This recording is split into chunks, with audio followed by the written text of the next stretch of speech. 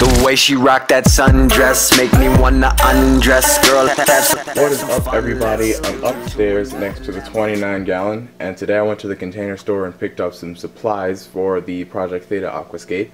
And while I was there, I saw this neat little acrylic container that I decided to pick up and use for a Wabi Kusa garden. What I'm going to do with this is basically a Wabi Kusa, but on a slightly larger scale without any enclosed glass. I'm going to be using aqua soil powder for the topsoil, fluorite red for longer term nutrient release, and basic white sand to cover the edges and block view of the actual substrate. These aren't really necessary when you're doing something small like this, but in a larger aquarium I definitely recommend it if you're looking for a really long-term healthy aquarium. These are made by Aqua Design in Mono, and you can get them off of eBay. There are some retailers in the US, but it's not super easy to find them that cheap. I'm using pt.1 and factor 100. So these. I also use them in the 65-gallon acrylic tank, Garden of the Roots, and I believe there was one other aquascape a while ago that I used them in, but I don't think I published that on YouTube. Basically, these are bacteria colonies that help prolong the life of the substrate and promote stability in the water. And since there isn't that much water, I don't really have to use that much. Plus, there aren't going to be any fish or shrimp. Maybe I'll put some snails in here to root around the substrate, but it's basically just going to be plants in here, so there's no need to use that many additives to create a super stable 3 ounces of water, basically. So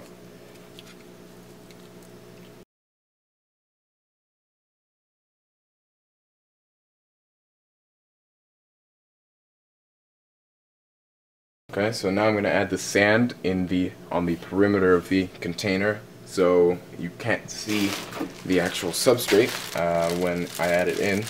It's more of an aesthetic part than an actual needed additive to the substrate. It helps block the fluorite and the nasty looking aqua soil from really getting on the sides of the tank. Actually, I need something to scoop this out, so I'm going to be right back. Right, we're back, and now I've got my little plastic cup that I'm going to use to add the sand.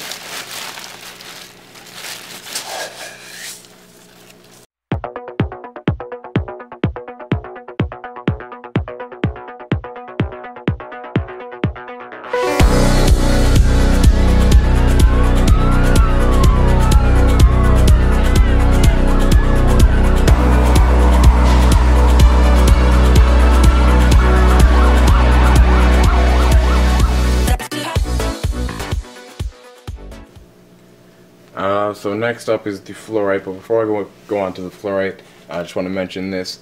With the sand, if you're doing an aquarium that's only going to be viewed from one side or 3 sides and not the back, then it's perfectly fine to not do this on the back side. It's just a little extra aesthetic. But if you're doing a 360 aquarium, something like a cube on a stand in maybe the middle of a room or something like that, you definitely gonna do this on the entire perimeter of the tank or container or whatever you're planting in.